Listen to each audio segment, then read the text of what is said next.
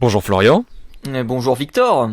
et bonjour à tous nos auditeurs. Encore une fois, nous allons parler de nos découvertes ornithologiques de cette semaine, et c'est dans le courrier de la Sterne.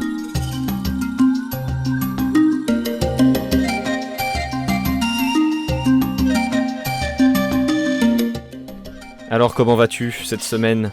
Eh ben écoute, ça va très très bien. Je suis en plein travail puisque j'ai une sortie sur la Pie-Grièche dimanche, donc au milieu de cet épisode du Courrier de la Sterne, eh bien je travaille justement sur le sujet de la Pie-Grièche.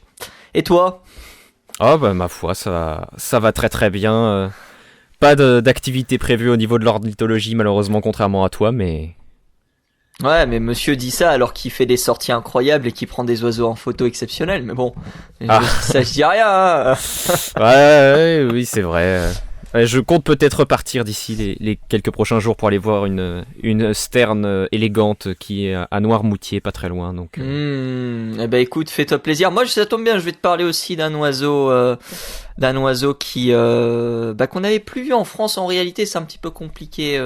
C'est un peu plus compliqué que ça puisque je vais parler aujourd'hui du pigargue à queue blanche. Alors, vous connaissez le pigargue à tête blanche, qui est le symbole des États-Unis. On aura peut-être l'occasion d'en reparler dans la deuxième partie. Eh bien, il faut savoir qu'il a un homologue donc qui lui n'a pas la tête blanche mais la queue blanche. C'est un oiseau que l'on trouve principalement dans le cercle russe. On le trouve également un petit peu en Mongolie, au Japon, en Europe. On le trouve davantage dans l'Europe de l'Est. Mais il arrive quand même que certaines populations descendent jusqu'en Allemagne, voire même jusqu'à nous. On aura l'occasion d'y revenir. Et il faut savoir que cet oiseau est entre guillemets non nicheur. Il a disparu en France depuis environ 130 ans. Les derniers individus en date qui avaient été vus reproducteurs, alors c'était pas des reproducteurs puisque pour le coup c'était des juvéniles, ça datait de 1892, donc c'est extrêmement ancien. Et il s'avère que le parc des Aigles, je vais retrouver les Aigles du Léman, qui est donc à Sièze, c'est en Haute-Savoie, a prévu de réintroduire, et même pas a prévu, puisqu'ils ont déjà réintroduit, c'était mardi non pas de cette semaine, mais mardi de la semaine dernière, un pigargue à queue blanche, un jeune pigargue à queue blanche qui était né chez eux et qui a été relâché 81 jours après être passé dans le nid de ses parents. Il est issu d'une portée de 4 aiglons, 2 mâles et 2 femelles. C'est un programme qui est né il y a 15 ans, mine de rien. C'est un projet qui a été notamment porté par un certain Jacques-Olivier Travers qui est fauconnier au parc et qui était ravi et stressé et qui avait une analogie assez marrante que je rapporte des différents médias qui se sont occupés de rendre l'affaire entre guillemets publique. C'est comme si vous aviez votre fille qui partait pour la première fois en boîte de nuit et que vous attendez son retour. Je trouve ça incroyable. Parce que oui, il faut savoir en réalité que le pigargue a été relâché, il est donc totalement libre de ses mouvements, mais celui-ci a beaucoup de difficultés pour l'instant pour se nourrir. Et donc il doit revenir très très souvent vers ses parents pour être nourri par ces derniers. Et ça a mis en évidence une nouvelle façon de réintroduire des animaux que peut-être que tu as déjà vu, mais en tout cas moi j'ai essayé de faire des recherches sur internet et j'ai absolument rien trouvé. Ça s'appelle la réintroduction parentale. Est-ce que ça dit quelque chose, Victor ? j'ai lu l'article que tu as lu aussi à propos du pigargue à tête blanche, mais c'est uniquement dans cet article-là dont j'en ai entendu parler. J'en avais jamais entendu parler ailleurs. J'en ai jamais entendu parler non plus, j'ai aussi fait la recherche en anglais pour savoir si ça portait un autre nom. En gros, le principe il est simple, vous avez donc les parents qui sont isolés du jeune, qui sont en gros dans une double cage. La cage est ouverte pour le jeune, la cage est fermée pour les parents. Et entre ces deux cages, il y a des barreaux plus ou moins grands qui permettent aux parents et aux jeunes de communiquer. Donc notamment ici de recevoir la nourriture des parents. Et visiblement, c'est une nouvelle technique qui, ma foi, a l'air de porter ses fruits pour l'instant. Et c'est une technique qui sera réutilisée donc plus tard pour le relâcher d'autres juvéniles. Et en principe, ils ont prévu, je crois, de relâcher entre 80 et 85 oiseaux. Alors, je sais plus à partir de quand, mais je crois que c'est après cette première année. C'est dans les prochaines années, donc 80 à 85 pigargues qui vont être réintroduits autour du Léman et de la ville dont j'oublie toujours le nom, c'est terrible, Siez. Voilà, j'espère que je la prononce bien. SCIEZ pour ceux qui veulent avoir des informations. Un petit quiz, tiens, Victor, qui pourra peut-être te permettre de gagner rien du tout. Formidable. J'ai hâte de rien gagner. Quel est, à ton avis, le nom de ce juvénile? Alors là, tu trouveras pas du tout. Tu trouveras pas. Le nom du juvénile, c'est Crédit Agricole. Ah, logique. Il est déjà sponsorisé à cet âge. Il est déjà sponsorisé, tout simplement parce que le Crédit Agricole fait partie des partenaires du projet. Donc il y a le département de la Haute-Savoie, bien évidemment, la commune de Siez, le Crédit Agricole donc, et la société des eaux de Thonon. À noter que vous pouvez consulter justement les allées et venues de ces oiseaux grâce justement à un suivi GPS qui a été mis en place et qui ont été offertes par les partenaires du projet. Et apparemment c'est aussi un gros projet scolaire. Et là, j'aurais aimé justement discuter avec Monsieur Travers. Malheureusement, on n'a pas eu l'occasion de l'avoir dans l'émission. On a essayé, mais malheureusement, on ne l'a pas eu. Puisqu'apparemment, il y a je crois, environ 100 écoles qui suivent ce projet de près ou de loin de réintroduction de l'oiseau. Donc, c'est une belle initiative et du parc et des différentes municipalités et j'irais même peut-être du conseil départemental de permettre ce suivi des oiseaux. Et dernier point avant de conclure sur le pigargue à queue blanche, j'ai dit que c'est un oiseau qui avait été réintroduit donc à l'état sauvage en France, mais il existe quelques petits individus qui sont repérés par-ci par-là. Sur la dernière année, on a des individus qui ont été repérés par exemple dans l'Aube, à l'est de Paris. On en a également qui ont été repérés sur le pourtour de la Gironde, pas très loin des Pyrénées. On en a également aux confins de la frontière allemande. On en a également dans le Nord-Pas-de-Calais. Donc il y a quelques petits signalements qui sont faits. Ces signalements, il faut évidemment les prendre avec des pincettes puisque ce sont parfois des signalements qui sont erronés, puisque cet oiseau peut être confondu avec d'autres rapaces. Donc voilà, c'est les signalements qui ont été réalisés, mais pour l'instant aucune nidification n'a été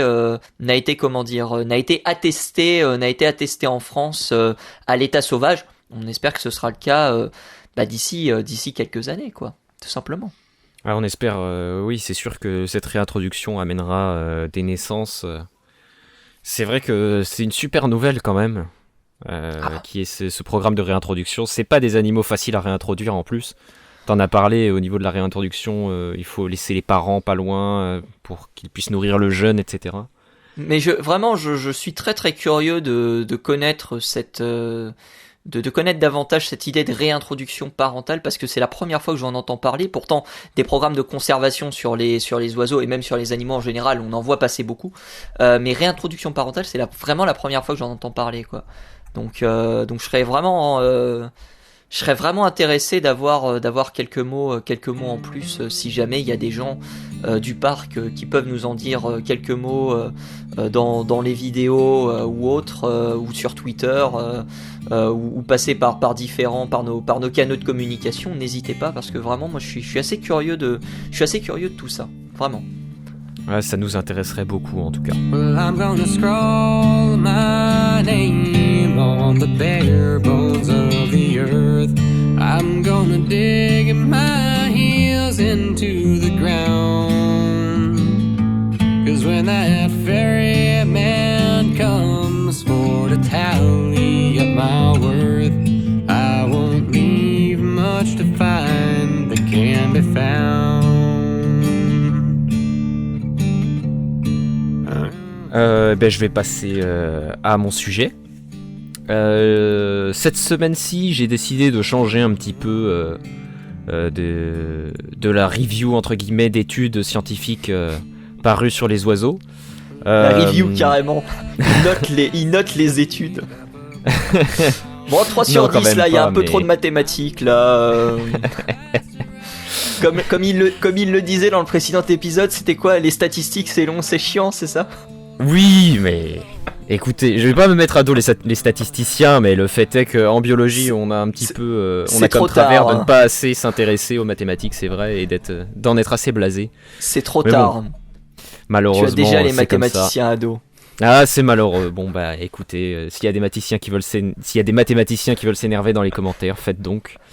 Et on vous bloquera bien sûr. Non. Faudrait déjà qu'on ait des commentaires avant de les bloquer.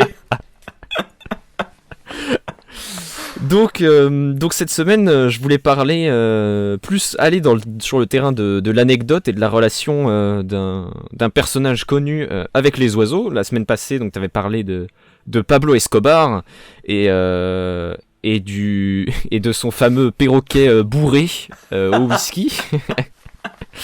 Ah, tu l'as bien retenu cette anecdote. Hein. Ah, je la trouve absolument formidable. Je la trouve vraiment formidable comme anecdote. Et donc cette semaine-ci, on va s'intéresser à quelqu'un qui a baigné un peu moins dans l'illégalité. On va parler de... On sait pas. Pardon ? On sait pas, hein. Ça se trouve... Ah ça, c'est vrai, on sait pas, mais... Probablement moins en tout cas. Probablement moins. Et on va parler donc de Theodore Roosevelt. Theodore Roosevelt qui a été plutôt le 26e président des États-Unis d'Amérique, qui était membre du Parti républicain et qui est considéré comme un des présidents les plus importants, si ce n'est le plus important de l'histoire du pays. Il fait partie des 4 présidents qui ont leur tête de gravée au niveau du mont Rushmore.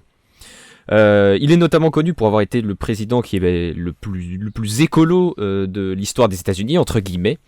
En effet, il a mis en place une très très grande politique de protection de la nature. Il me semble que les calculs ont été faits et qu'au total, il y a eu plus de 230 millions d'hectares de protégés grâce à lui. Ah ouais. Sur tous les États-Unis, ce qui est absolument colossal et absolument inégalé si j'en compare avec tous les autres présidents des États-Unis d'Amérique de toutes les époques. Et il apportait une attention particulière, attention suspense évidemment, aux oiseaux. Mais non, incroyable. Eh oui, absolument incroyable.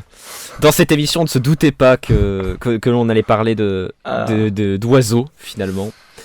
Oui, en effet, lors de son enfance, il était passionné de biologie. Il avait étudié la biologie, bien qu'il n'ait pas fini ses études, malheureusement.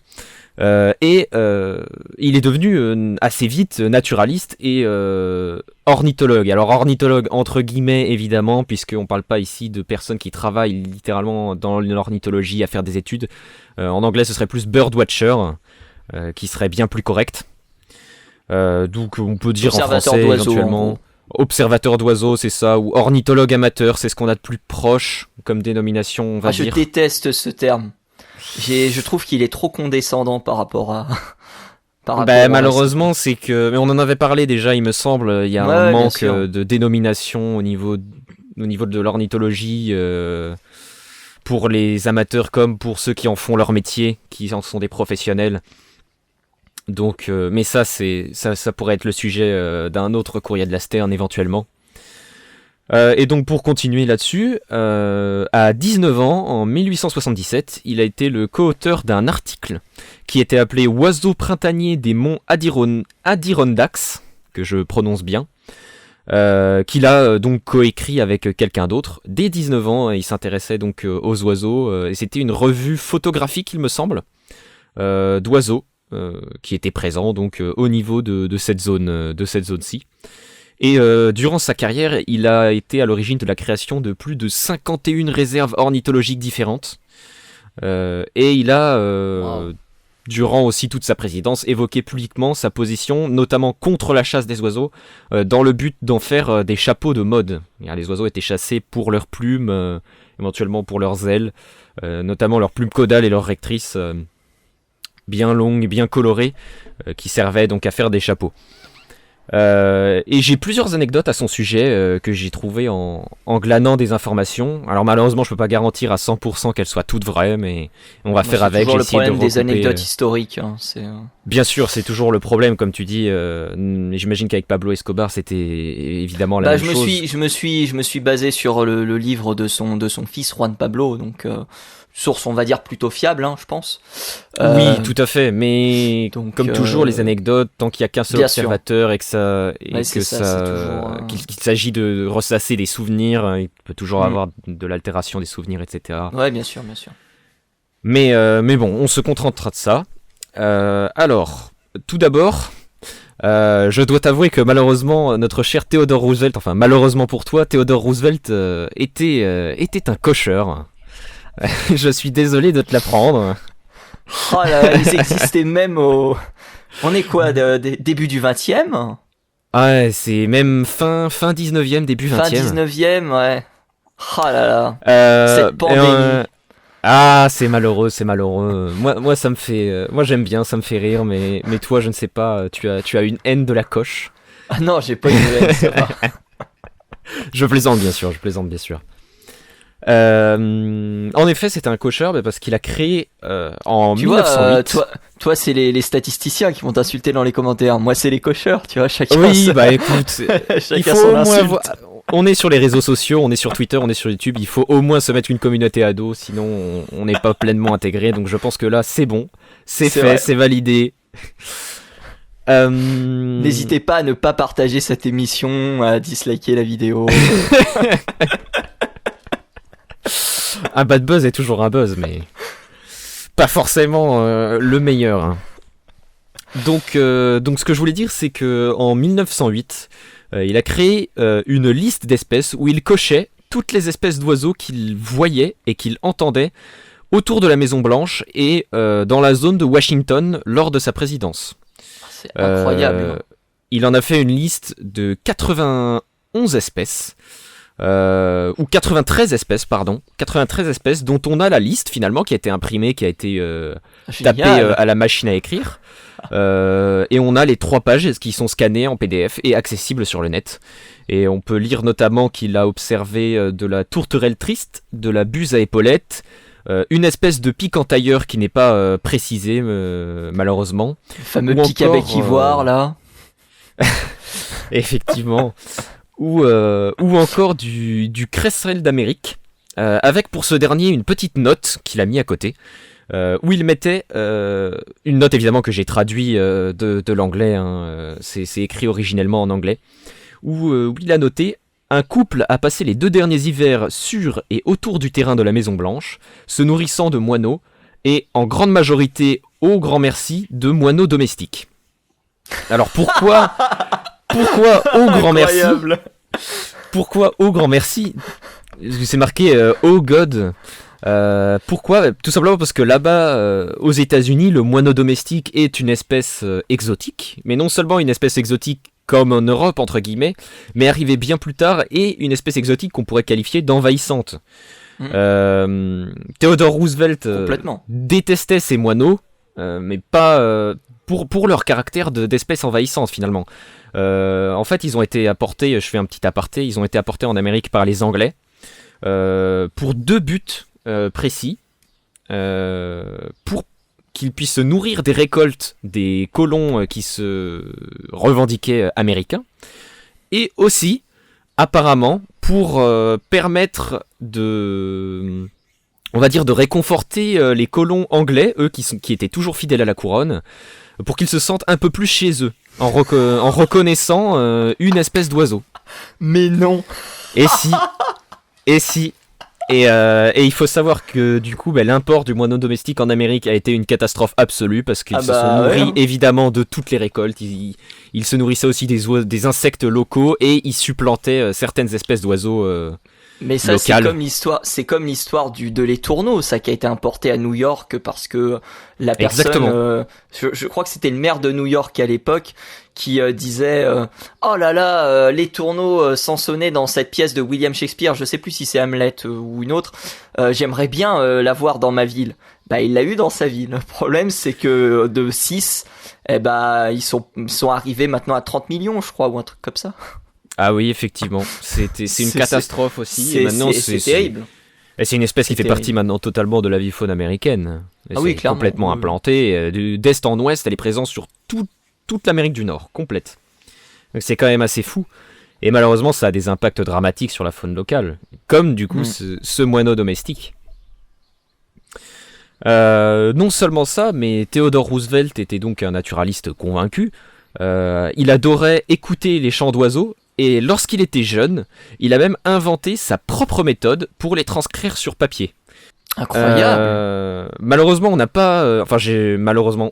J'ai pas trouvé, en tout cas. J'ai probablement mal fait mes recherches, c'est possible. Ou alors les notes ne sont pas disponibles sur Internet. Mais j'ai pas trouvé de notes manuscrites ou de PDF de scan de notes sur sa méthode de transcription de chants d'oiseaux. J'aurais bien aimé voir un petit peu comment c'était noté. Ah, moi aussi. Mais malheureusement, c'est pas accessible, en tout cas que je sache. Ah, faudrait contacter le musée de Washington ou un truc comme ça. On peut peut-être avoir des infos. Ah, effectivement, il est peut-être possible si on envoie aux réserves ou peut-être qu'ils seront capables de. Il y a peut-être moyen de trouver quelque chose. Même peut-être la Audubon Society, peut-être des informations là-dessus pour. Ah, c'est possible, c'est possible. Incroyable, transcription d'oiseaux en. Wow. Tout à fait. Pour continuer un petit peu je reviens sur la liste dont j'ai parlé plus tôt des 93 espèces. Il a ensuite pu réécrire cette liste complète par cœur sur papier pour l'envoyer à une femme qui était en train de faire une réédition d'un guide ornithologique sur les oiseaux de Washington et des alentours, afin de lui permettre de compléter finalement les espèces qui étaient présentes, les espèces qui étaient notées comme présentes à Washington et dans les bleds alentours. Non seulement ça, mais Roosevelt a aussi passé des heures et des heures, évidemment, comme beaucoup de passionnés d'ornithologie, à étudier les oiseaux en lisant des livres et en les observant directement. Et lors de ses sessions de birdwatching, donc il a appris à reconnaître beaucoup d'espèces d'oiseaux à la vue et au chant. Mais il s'exerçait aussi à sa passion ailleurs dans le monde, lorsqu'il faisait des rencontres politiques, lorsqu'il faisait des déplacements politiques, etc. Et notamment, il connaissait très bien l'avifaune anglaise aussi. Il connaissait très bien les oiseaux d'Angleterre. Donc, pas seulement intéressé par les oiseaux d'Amérique. On disait... alors, ça n'a jamais été... Ça n'a jamais été une anecdote qui s'est réalisée malheureusement, mais on disait qu'il aurait été capable d'interrompre une marche militaire pour écouter le chant d'un oriole de Baltimore. Ouais, ça j'y crois moyen, mais... On le disait capable de ça. Alors ça ne s'est jamais réalisé bien sûr. Mais il était tellement passionné qu'on le disait capable de faire ça. Ça n'aurait étonné personne. Incroyable. Et malheureux... Évidemment, comme tout humain, il a fini par décéder, malheureusement, Theodore Roosevelt. Et quelques années après sa mort, il y a un sanctuaire ornithologique qui a été créé à son nom, au niveau de l'Oyster Bay, à peu près là où lui, plus jeune, faisait ses dessins d'oiseaux et faisait ses premières observations d'oiseaux lorsqu'il était enfant. En tout cas, c'est toutes les anecdotes que j'avais à son propos. Mais c'est assez fou de voir la passion de l'ornithologie et la passion aussi pour la conservation des espèces de ce président. Il y a déjà plus de 100 ans. C'est assez dingue. Et je pense qu'on est d'accord pour dire que on aurait bien aimé un président aussi comme ça en France. Ah, je sais pas, faudrait faire des recherches pour savoir s'il y avait des présidents. Bah, on avait le frère de Napoléon III qui était ornithologue, qui était Bonaparte, qui a notamment découvert le pitois bicolore, pour ne citer que lui. Donc non, on a eu quelques noms de grands ornithologues. Et puis les rois de France étaient aussi des passionnés de fauconnerie. On aura l'occasion d'en reparler dans le prochain épisode du Courrier de l'Esterne. Oh là là, je tease déjà le prochain épisode. Oh là là là là. Oh là là là là. Mais de quoi on va parler? Vous inquiétez pas, vous verrez assez vite de quoi on va parler. Mais en tout cas, nous on va s'arrêter là pour aujourd'hui. C'était un épisode très cool, encore une fois. On a appris plein de choses sur Theodore Roosevelt, sur le pigargue à queue blanche. Et puis on vous donne rendez-vous la semaine prochaine pour un épisode spécial, un petit peu comme on a fait avec le cincle. On vous parlera de la pigrièche. Et en plus, normalement, je dis bien normalement, on devrait avoir un invité. Rien que ça. Donc soyez au rendez-vous évidemment pour le prochain épisode du Courrier de la Sterne. Victor, merci. Est-ce que tu veux rajouter un dernier mot ? Eh bien, hâte de faire le prochain épisode sur un oiseau assez fascinant. Et on vous donne rendez-vous donc la semaine prochaine. Exactement, rendez-vous la semaine prochaine. D'ici là, portez-vous bien. Et évidemment, à la semaine prochaine. Et bonnes observations à tous. Et à toutes. Salut tout le monde.